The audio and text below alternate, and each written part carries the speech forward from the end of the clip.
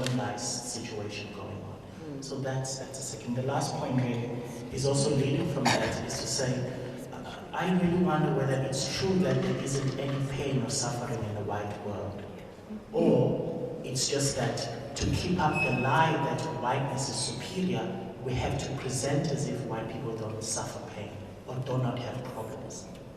And to me, it strikes me that it cannot, if we accept that white people are human as any other person, then surely they too have problems.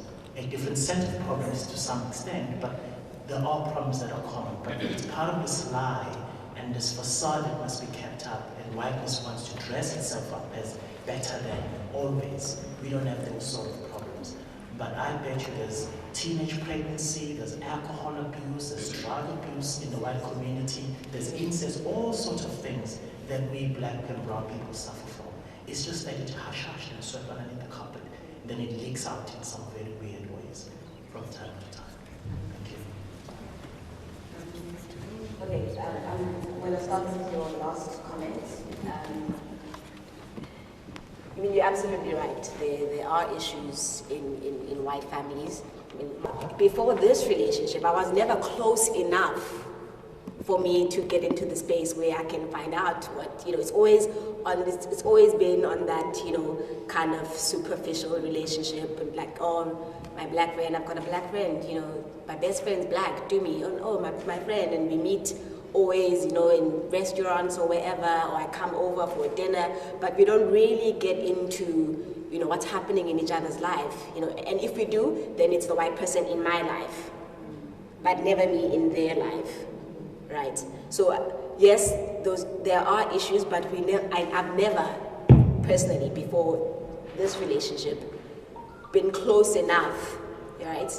And then the second question, around, how do you separate? Is it a human issue or a race issue?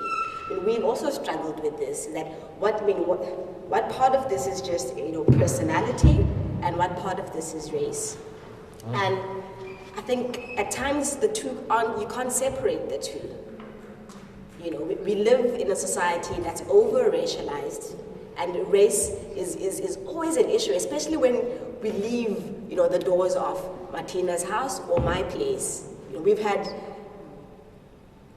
really horrible, overt racism issues. 12 Apostles issue, some of you know about it. That was us. It was us. We've had an issue at Woolworths where they thought that I was begging from Martina, so they came to protect her from me. So we've had really, really weird situations happening outside that reinforce that as much as we're just two people who are in a relationship, race is it's always there. And just the power imbalances that come with that because, of just dynamics of race are things that we need to work through.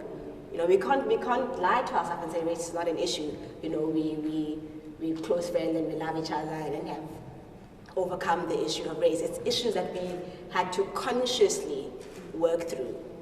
So that we can determine at some points maybe race is not an issue, but it's a conversation that needed to be had. That look, what's going on here? Are you coming here with your typical white stuff and thinking that, or is there something else? Those conversations need to be had for us to then move on to the next point. Yeah, and it also it remains an issue because even in the friendship, I sometimes still weigh up, right? Is this not something that I'm going to share with her and burden her with? As I said when I wrote this, like sometimes, my everyday problems, it's like a tirade, like, why is it even relevant? But on the other hand, when I have problems with my kids, the first person I call is Tumi. So there is both. There is the weighing up of, okay, how is that just an expression of my privilege that I'm now having this problem? Which doesn't mean that I suffer less, but it means that I moderate what I'm actually sharing, because part of me, and this is what you now call my double consciousness, part of me is aware of how it must come across to somebody to whom this is actually just, why is that a problem? So you see, so it's both, and it will stay both, because we will never separate how the world sees us from from our relationship, unless we go and live on an island. Leanne, and then the gentleman at the back. Oh. Can you guys hear me without the mic, or is it about recording? Okay. Thank you so much, both of you. That was amazingly moving. I don't have a direct question, but I have some comments, and maybe that will spur a response. So firstly, it feels to me like what this event is doing is putting the private and the public into the conversation in ways that I think the university has not been able to do. And maybe as psychologists, this is something that's normal to you, but as an educationalist, sociologist, historian, this would be frowned upon. The idea of vulnerability in thinking and writing has been pushed out of our university or thinking context. So thank you very much for being brave and forward thinking. I think there's a lot around that method that we can take into other disciplines. I want to agree with my comrade at the back there talking about vulnerability around emotions, but I want to add the key question of connectedness. Someone in the front here mentioned connectedness at some point. So what I see you guys modeling in this method is the connection between your rational thinking and your emotions, which to me allows us to think about our own connectedness in that way, the fact that we are emotional beings and that influences how we act. But then also a connection around difference.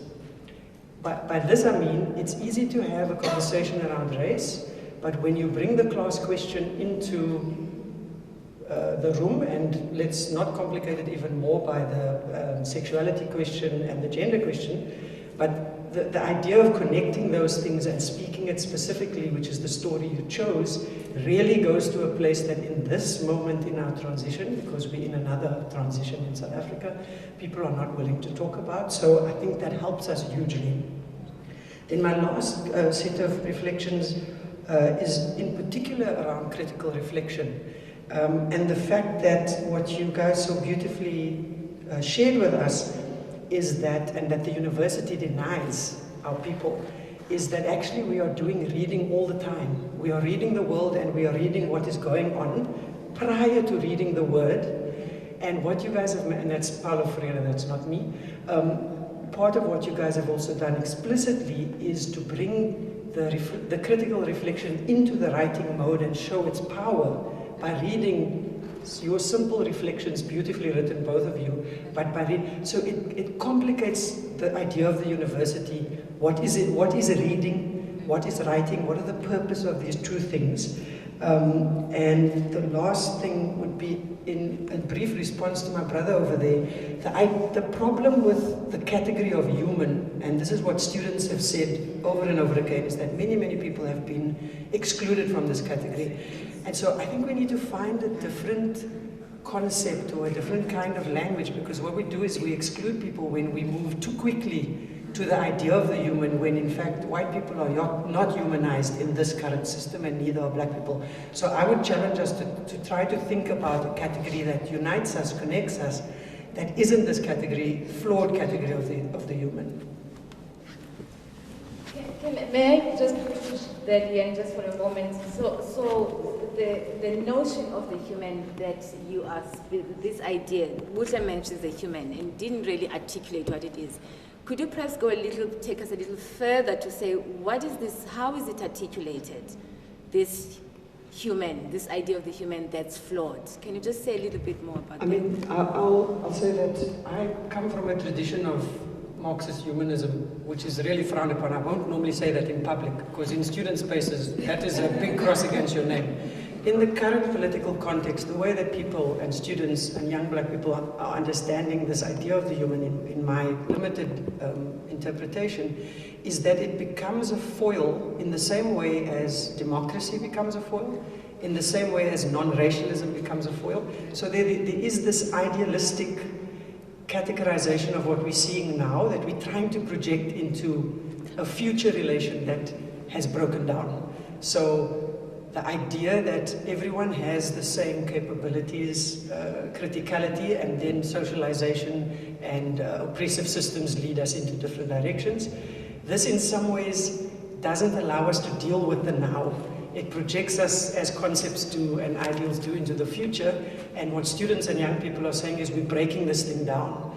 We can't just project a particular future without dealing with the now, and the human as a category with its history doesn't allow us to deal with the now specifically. I mean, maybe that's just a fancy way of not answering your question. I don't know. Yeah, I think it is, but I think you're raising a very important issue that maybe this should be another conversation that we have about really articulating what is the problem. Because the way I heard Buhle, what I think we have not said about what Buhle is saying is that whiteness is put up as a standard.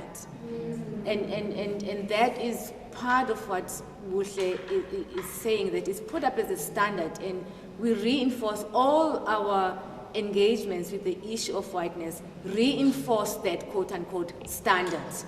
And the way we critique it, the way we fight it, we are still positioning it as a standard, as this standard. And I think that's also what Buhle is saying. Yeah, but I think it's important that we reflect on these questions as well. So, what the microphone there, it will come back to you now. Okay. So can you do yeah, and then that will be this round. Yes. Hi. Okay. So Tata and I have a shared question. So we just wanted to know how you navigate the relationship between a white person in the context of where it's not just you, the individual, as a person of color. And the very specific example that we thought of was in a traditional setting. So I am Muslim Indian, and I had a very meaningful traditional ceremony in December.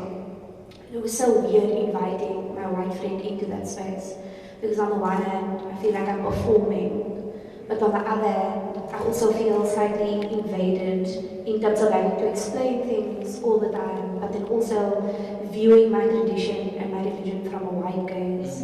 And then it's also not you, it's your family that's involved in this, and then also like this friendship that you now have with a white person. So we were just wondering how you navigated that situation, because it's not just the binary of you and your friend, it's your entire identity and your family and the people that share your cultural background or identity with you. So Tata's question, you're not asking a question now, we can pass on the mic. So the third mic comes here, and that will be this round. We'll go to the next round again.